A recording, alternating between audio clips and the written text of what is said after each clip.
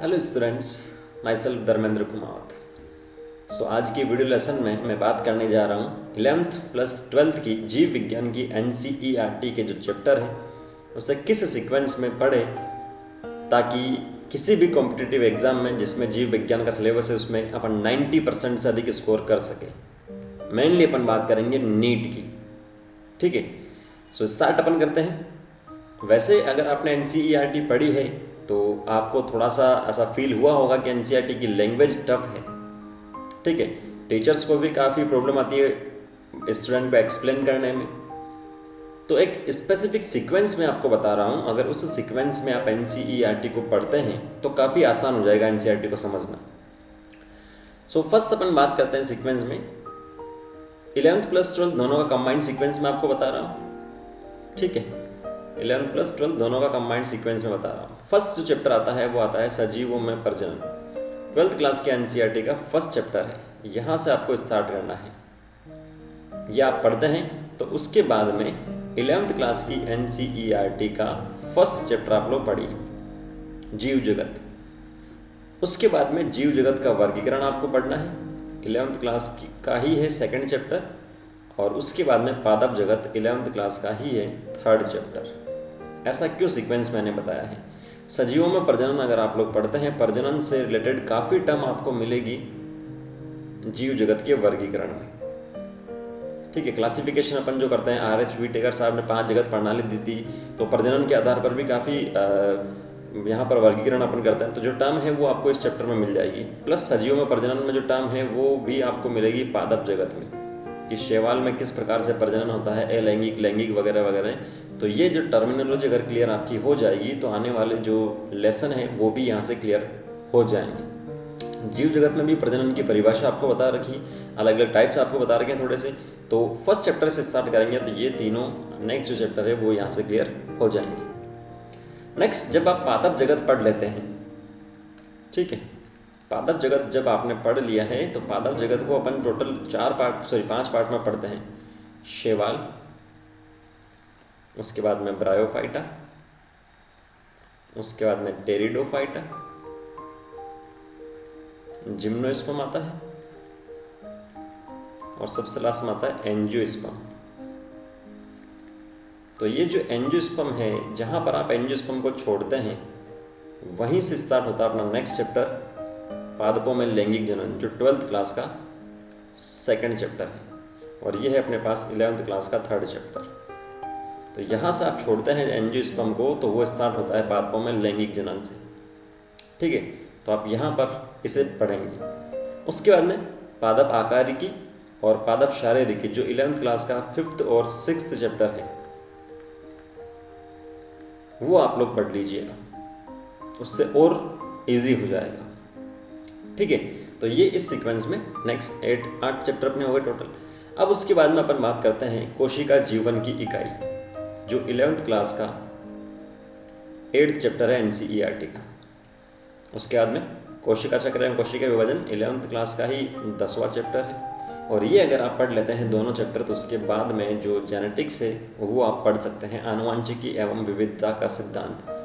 12th class का जो 5th chapter है वो आप पढ़ सकते हैं, क्योंकि कोशिका के अंदर आप पढ़ते हैं गुणसूत्र, केंद्रक, ये जितने भी टर्मिनोलॉजी है, जीन। ठीक है, तो ये जब पढ़ लोगे आप तो जेनेटिक्स को पढ़ना क्या हो जाएगा, इजी हो जाएगा। अगुणित, द्विगुणित, ये जो टर्मिनोलॉजी है वो अपन यूज़ में लेते हैं जेनेटिक्स के अंदर। तो सेल वाला चैप्टर, दोनों चैप्टर आप पढ़ लोगे तो आनुवांशिकी एवं विविधता के सिद्धांत इजी हो जाएगा। देन उसके बाद में अपन बात करते हैं 9th चैप्टर, 11th क्लास की NCERT का 9th चैप्टर है जैव अणु, या जिसे अपन बोलते हैं बायोमोलिक्यूल। अगर आप बायोमोलिक्यूल पढ़ लेते हैं तो इसके अंदर DNA, RNA, protein, lipid, carbohydrate सब आप यहाँ से देख लेंगे। ठीक है, कार्बोहाइड्रेट, शुगर वगैरह जिसे अपन बोलते हैं। तो जैव अणु अगर आपने पढ़ लिया है, या एंजाइम भी इसके अंदर आता है प्रोटीन में, तो जैव अणु अगर आपने पढ़ लिया है तो जो 12th क्लास की NCERT का 6th चैप्टर है वो आप इजीली पढ़ लोगे, क्योंकि इसके अंदर DNA, RNA या अनुलेखन, अनुवादन वगैरह जो प्रोसेस है वो सारी इसी चैप्टर के अंदर अपन देखते हैं। तो जैव अणु पढ़ना ज़रूरी है इस चैप्टर को समझने के लिए। और साथ साथ में जैव अणु के साथ जैव अणु जब आप पढ़ते हैं तो उसके बाद में जो जैव तकनीकी है 12th क्लास की NCERT के 11th और जो 12th चैप्टर है 11वां और 12वां चैप्टर है 12th क्लास के NCERT का जैव तकनीकी, वो भी आपका यहाँ से क्लियर हो जाएगा इस चैप्टर को पढ़ने के बाद में। जैव अणु और वंशानुगति का आणविक आधार सिद्धांत आप पढ़ते हैं तब ये दोनों चैप्टर क्लियर होंगे, नहीं तो नहीं होंगे, आपको रटने पड़ेंगे फिर। ठीक है, ऐसा मेरा पर्सनल एक्सपीरियंस है। उसके बाद में नेक्स्ट जीवों में संरचनात्मक संगठन, वो आपने पढ़ लिया, वो अलग यूनिट चली गई। अब नए सिरे से अपन स्टार्ट कर रहे हैं। जीवों में संरचनात्मक संगठन 11th क्लास की NCERT का 7th चैप्टर है। इसके अंदर आप उत्तक पढ़ते हैं, उत्तकों के प्रकार पढ़ते हैं। ठीक है, ये जब आप लोग पढ़ लेंगे तो उसके बाद में ह्यूमन फिजियोलॉजी जो स्टार्ट होता है पाचन एवं अवशोषण पाचन तंत्र से लेकर अंतःस्रावी तंत्र तक, जो टोटल 7 या 8 चैप्टर है, वो आप पढ़ सकते हैं। ठीक है, ये आप पढ़ सकते हैं जूलॉजी में, जंतु विज्ञान के अंदर। पाचन तंत्र, अंतःस्रावी तंत्र, मतलब टोटल 8 चैप्टर यहाँ से हो जाएंगे 16 से लेकर 22 तक। अब उसके बाद में आप जंतु जगत भी पढ़ सकते हैं, एनिमल किंगडम। और उसके बाद में आप मानव प्रजनन एवं मानव प्रजनन स्वास्थ्य जो 12th क्लास की NCERT का तीसरा और चौथा जो चैप्टर है वो आप पढ़ सकते हैं। जंतु जगत तो 11th क्लास की NCERT का चौथा चैप्टर है, लेकिन ये 12th क्लास का है। दोनों में से आप कुछ भी पढ़ सकते हैं, आपके ऊपर डिपेंड करता है, क्योंकि जंतु जगत जो है इसमें एनिमल्स के बारे में बता रखा है। जब आप जैसे पाचन से अंतःस्रावी तंत्र पढ़ते हो तो NCERT में आपको अलग अलग जंतुओं के बारे में बता रखा है कि इस जंतु में इस प्रकार से श्वसन होता है, उत्सर्जन होता है, या जो सर्कुलेशन है वो इस टाइप से होता है। तो वो सारा इस जंतु जगत में आपको वापस से मिल जाएगा, तो ये रिलेटेड ही है, ईजी होगा, ये आप पढ़ लेंगे। उसके बाद में मानव स्वास्थ्य एवं रोग 12th क्लास की NCERT का 8th चैप्टर है। और उसके बाद में उद्विकास, वैसे ये रिलेटेड नहीं है उद्विकास, लेकिन फिर भी एक साथ आप पढ़ सकते हैं। 12th क्लास की NCERT का 7th चैप्टर है। ठीक है, तो ये जूलॉजी वाला पोर्शन भी लगभग यहाँ पर हो जाएगा आपका। नेक्स्ट बॉटनी की अपन वापस से बात करेंगे। पादपों में परिवहन जो प्लांट फिजियोलॉजी है 11th क्लास की NCERT का जो 11th से लेकर 15वां जो चैप्टर है वो आप पढ़ लीजिएगा। वैसे इसे एक साथ ये पढ़ेंगे तभी काम बनेगा, अलग अलग नहीं बनेगा ये, और इससे किसी दूसरे से रिलेट भी अपन नहीं कर रहे। ठीक है, उसके बाद में मानव कल्याण में सूक्ष्म जीव 12th क्लास की NCERT में आपको मिल जाएगा 9th चैप्टर। और इकोलॉजी जो है 12th क्लास की ही NCERT में जो चैप्टर नंबर 13, 14, 15 और 16 चैप्टर है, इनको एक साथ आप जब पढ़ेंगे तो और भी ईजी हो जाएगा। तो टोटल 4 या 5 पार्ट में अपनी NCERT का कंप्लीट होती है।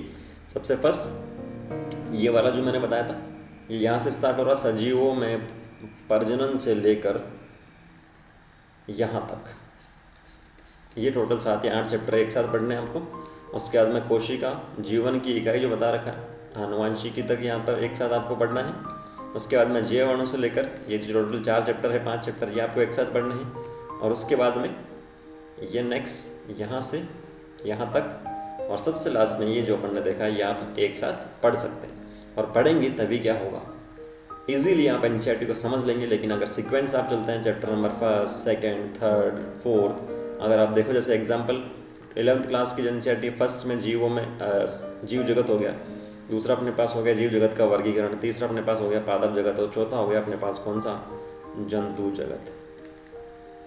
11th क्लास के NCERT में तीसरा है अपने पास पादप जगत। अब वापस अगर आप 5वें चैप्टर में चलते हो तो 5वां आता है पादप आकारिकी या शारीरिकी, आकारिकी आता है, और छठा आता है शारीरिकी। तो इसे रिलेट नहीं कर सकते जंतु जगत को आप इन दोनों चैप्टर से, ये जूलॉजी का आ गया और दोनों साइड में बोटनी हो गए। तो मैंने स्पेसिफिक सीक्वेंस बताया मैंने पर्सनल अनुभव से, जिससे NCERT को इजीली आप समझ सकते हैं। सो उम्मीद मैं करता हूँ ये वीडियो आपके लिए काफ़ी हेल्पफुल होगा। पढ़िए, और साथ साथ में इस वीडियो के अकॉर्डिंग ही, इन सीक्वेंस के अकॉर्डिंग ही मैं कुछ टाइम में 1 या 2 दिन में NCERT एक्सप्लेनेशन सीरीज़ लेके आऊँगा, जिसमें NCERT को लाइन टू लाइन अपन देखेंगे। सो जुड़े रहिए। Thank you, all the very best.